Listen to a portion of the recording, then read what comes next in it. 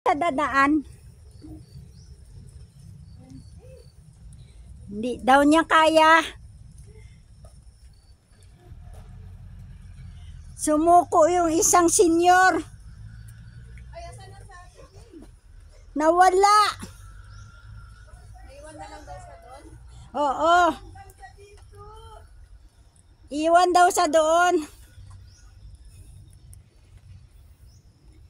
Hindi niya kaya.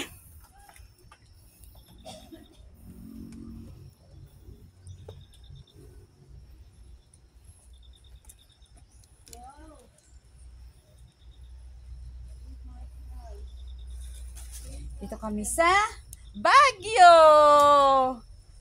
Ito yung favorite place namin dahil birthday namin.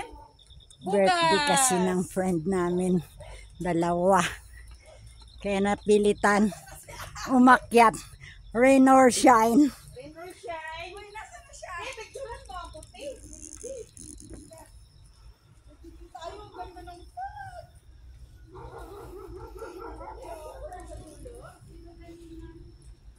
First time ng mga kasama namin umakyat dito.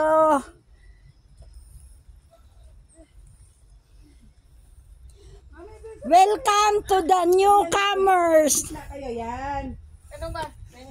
Yan tayo, Ma'am Bel. Dali lang.